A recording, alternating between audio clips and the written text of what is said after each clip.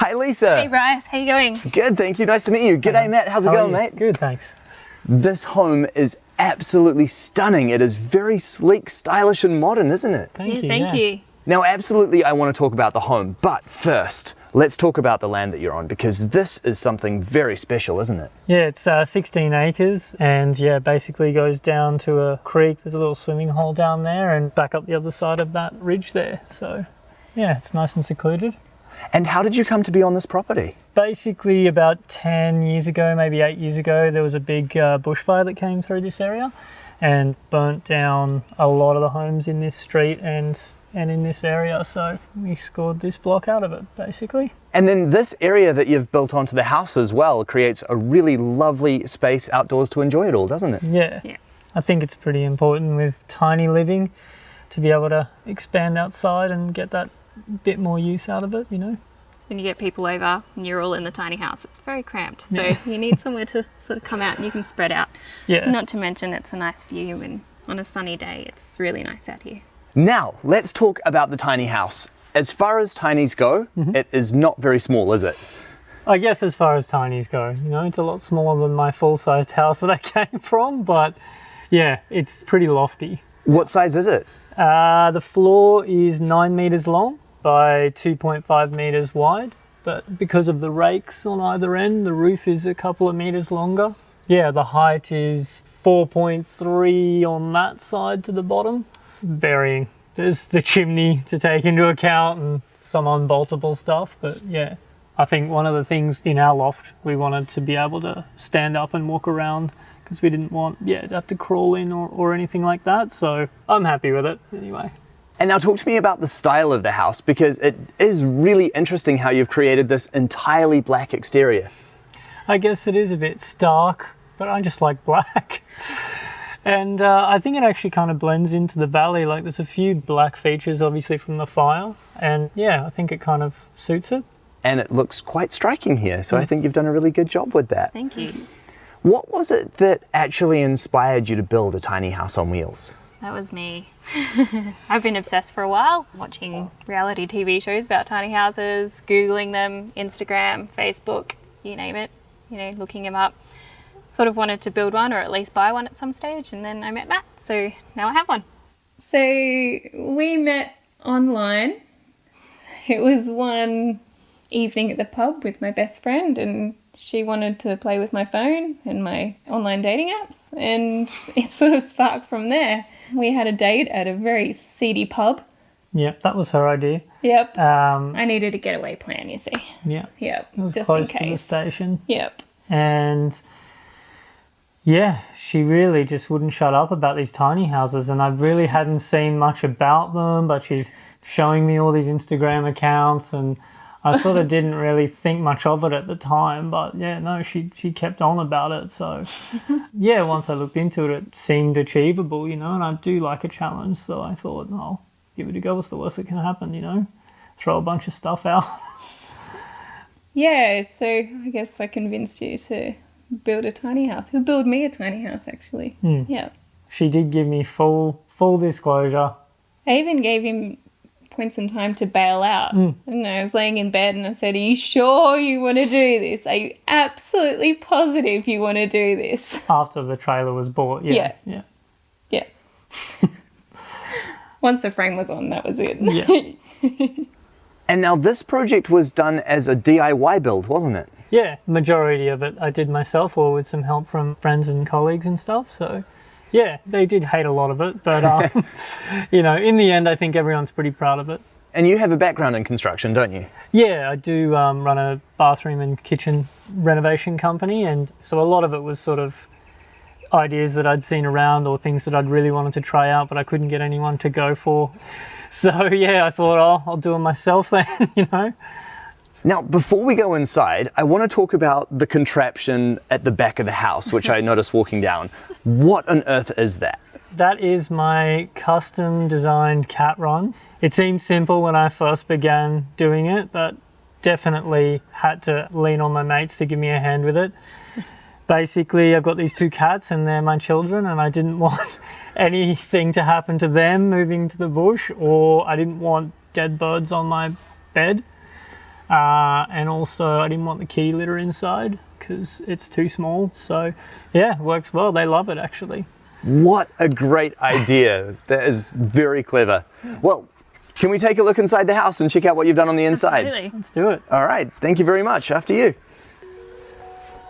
This is absolutely stunning. You really do notice the extra height in here, don't you? Yeah, you do. The void definitely adds some really nice extra light and extra room. Now the design in here is really interesting and quite beautiful. I really love all of the artistic features that you've put in. This light feature at the top here is really special, isn't it? Yeah, it's fun. Yeah. Bit of Rio, couple of lights, fairy lights, and some plants, and up I she did get goes. it up there by myself somehow, which was a challenge, but yeah, I think it came up pretty well for a couple of old rusty sheets of steel left over. It certainly did. And now tell me about the lounge area that we're in right now. This is very spacious. Yeah, one of the things that we just like to sort of lay on the couch and watch TV most evenings, so we definitely wanted a full-sized couch, but we had to make it because we couldn't find anything with decent storage. So yeah, I traded my couch from my other house to my sister and she made these cushions for us, and yeah, the kitchen guys made the drawers pull out and everything, so yeah. Definitely no compromise on the size of the TV here. No compromise. There was a bigger one intended, but Well, there was a compromise, exactly. Yeah, I we was going to compromised. bring my larger one, but in truth, yeah, even this is potentially like pushing it for being too big, so Yeah. I can admit it now. taken a while. Yeah. And lots of room for book storage and a few knickknacks as well. Yeah, just bits and pieces. Some of my favourites, some of the ones you can't really go past: cookbooks, university textbooks, those sorts of things. And then the rest are all got given away or put in storage or loaned out, you know. And you are studying at university at the moment, Yeah, aren't you? I am. I'm doing a bachelor's degree in Indigenous Studies through the University of South Australia. And you've got plenty of space to study in here? Yeah, so most of the time we watch telly down here, and we have a loft that I can go and study in and just take some noise cancelling headphones and everything's good. Fantastic. And now this over here, is that your cat door? It certainly is. The little suckers come up a chute, out through the side of the couch, and then out this door just here. And then 2 in the morning when they go in and out, flat out, it's pretty entertaining. That is such a clever idea. And then you've got a really nice wood fire here as well. Yeah. Hasn't been cold enough yet to really get it going, but we did one test run and it's pretty great. Pumps out a lot of heat. Yeah. And then the kitchen. This is very spacious. Absolutely no compromises in here, are there? No, we wanted a full-size kitchen in here. I came from a very small house with no kitchen, and Matt came from a very big house with quite a large kitchen. So this is sort of meet in the middle. You've even got these spectacular marble bench tops. Now, this is something you do not often see in a tiny house. No, definitely not. Yeah, I think I potentially would have just done it in timber if I could do it again. I guess I'm used to, designing things that way. So, yeah, I'm stoked with them though. Absolutely. Now, can you walk me through the design and the features in this kitchen? Yeah, so we have a full-size stove. We've got a full-size microwave and oven and a fridge, obviously. And then we've got our butler sink. We've got our pots and pans in there. Dishwasher. I don't necessarily know what's in that drawer. There's There's glasses glasses, and tea towels in there and Yeah. Tupperware. Tupperware, Yeah. and then we've got all our crockery and things like that upstairs. And I really like how you've managed to build a lot of the appliances into the stairs. Yeah, we've noticed quite a few tiny houses sort of in and around that have their storage in their stairs, and it was something that we thought would be good for us. We have a pantry in those sort of 4 drawers, and then we've got our extra stairs that do have more storage in them for knickknacks and bits and pieces. And again, the lighting in this space is very well done. Yeah, thank you. We wanted a bit of under stair lighting. When you get up at 4 o'clock in the morning, you do want to be able to get down the stairs, so that's fun. And it also doesn't wake the person still in bed. And then moving over here, what is going on with these mirrors? There are wardrobes, Right. his and hers. So we've got lots of hanging storage, and then we've got a bunch of drawers which open up, all on soft closing, so you can slam them all as much as you like. And then we've also got a walk-in wardrobe light. Now that really does give you both quite a lot of clothes storage, doesn't it? Yeah, we do. It means we've got, one each, and we're not fighting over hanging space or anything like that. And mine is obviously more messy, so that's not paranoid about mine. Quite a clever idea doing that as well, and sort of having that as a transition between the bathroom and the living space. Yeah, definitely. Means you're not sort of walking straight into a kitchen, you've got a bit of something in between. Absolutely. And now I have to ask you about the floors, because this is really beautiful how you've done this transition from the timber floors into the tiles. This must have taken forever. Yes. It did. It did. So first step was the tiler doing his bit, and he basically tiled it flat and chiseled them off, the ones that I marked. And then the next step was the carpenter and I making up paper templates and jigsawing out the timber to fit. So I don't think he'd do it again in a hurry, but I'm happy with the way it worked out. I bet. I mean, you can see how much work has gone into that, but it really is a very artistic result. So well done on that. And then behind us is your bathroom, and wow, Yeah. this is very impressive. It is definitely a feature of the house. Yeah, something I definitely had to try and get right, building bathrooms for a living. So yeah, a few ideas in here I've always wanted to sort of try, but the raked wall was a challenge. And yeah, I love a double shower, just somewhere to unwind each day. Yeah. I never thought I would see a tiny house with a double shower. You're not the only one who said that. Triple shower, even if Yeah. you count the third one there. That is really impressive. Now, obviously the home is a little bit bigger, but you've definitely given a priority of space here in the bathroom, haven't you? You do actually spend a lot of time in here, surprisingly. You know, you get dressed in here, you get undressed in here, you have a shower, you're often in front of the mirrors doing whatever, shaving or whatever. So you need it sort of a nice space and somewhere that we can both be in at the same time. Lots of mirrors in here as well. Lots of mirrors. These are actually storage as well, so you can open them up. There's his and hers again. Means they're not sort of in each other's space as a tiny house often you are. So if we sort of keep things separate like that, then we're not going to sort of clash in any way. And then you've got a flushing toilet in here. We have a flushing toilet, yes. Yeah, we used the existing septic, so we didn't have to do a composting toilet, much to Lisa's disappointment, because she really wanted one, but there was no way I was going to do that. So yeah, definitely a flushing toilet. Well, I guess there had to be some compromise there somewhere. You did get the tiny house after all. I did get the tiny house, so I'm happy. Fair enough. And then shall we check out the upstairs? Absolutely. Now, it's really interesting to me how you've divided up the loft areas into two different sections and then been able to connect them via this walkway here. Yeah, we made our master loft. Obviously, it fits a king-size bed in it with two little side tables. There's not a whole lot of room beside the bed, but you can squeeze in and out. You still have to shimmy down the bed to get in and out of the bed, but that's okay. I think having the walkway makes the second loft a lot more usable. Just having to get your mates to get up a ladder, or maybe your mum or whatever.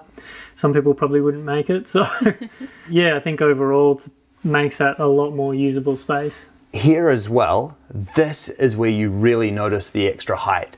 And it's not that much extra height, but it's enough to enable you to stand before you get into bed, and it really just makes this whole area feel so much more spacious.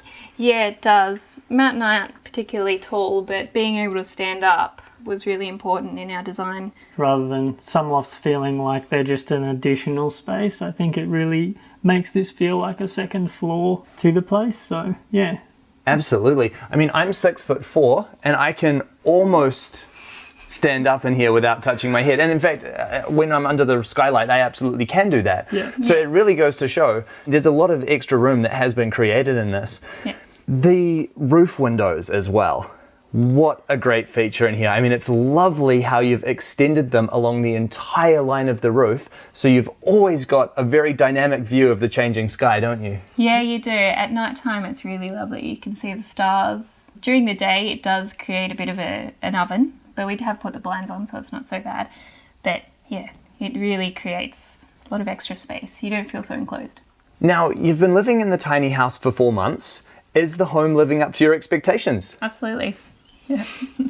I came from a small house, so the transition was pretty easy for me. Coming from a bigger house, Yeah, it did take me some convincing to sort of wrap my head around the idea at first, but I can genuinely say I don't miss anything from my large, normal house. Designing it and building it together was a fun thing to do as well, you know. Yeah, I'm sure we learnt a lot about each other in that Yeah. process, so yeah. we did. It's good. It was fun. Well, and I think one of the things that you've done really well is in the design of this house, you've obviously really taken a lot of consideration into what your individual needs are and the things that were important to both of you and combined them to make sure that they were present in this home. That was the whole idea, is like if you are going to move in together, you do need to make sure that you both have spaces that are specifically for you or that you specifically need. So yeah, it's important. Even if it means you have to end up with a flushing toilet. Even if it means I have to end up with a flushing toilet. Damn it. No place is perfect. No, that's right. And now can we talk about the budget, not including the land? What was the cost of realizing this home? That's a good question. I did not add up every sort of nickel and dime. There were a few favours and stuff in there, and a lot of it I did myself. So yeah, I think it probably worked out around 90,000 or something like that. I think $80,000 is a remarkable budget, and obviously that also does reflect that you've put a lot of labour into it yourself, and no doubt a few boxes of beer in the process. Yeah. Yeah, quite a few cases. So the tiny house is pretty much a dream come true now. I've got to find something else to want. It's a dream come true for you. Yeah, It's an achievement for me. Yeah. we love the space. We've only been here a couple months, 4 months, but we're making it ours now. I think it's starting to feel like home. Yeah, it's actually been really nice just being able to be in the space, finally finishing the space off, and yeah, I can't really imagine wanting any more house. Well, no more house. This is it. This is all you need. This is all we're getting. Yeah. The design of this home is absolutely beautiful. I can really see how much love and attention you have poured into the construction of this home. The features are beautiful. The land that it sits on is truly spectacular. Thank you so much for sharing your wonderful home with me. Thank you. Thank you. Thanks for coming. My pleasure. I am so very impressed with the quality of design that's gone into this house. Every inch has been incredibly well thought out. Matt and Lisa both knew exactly what they wanted in a home, and they've worked hard to make it happen. And the result is this, a beautiful, modern, and very functional home that is perfectly meeting both of their needs.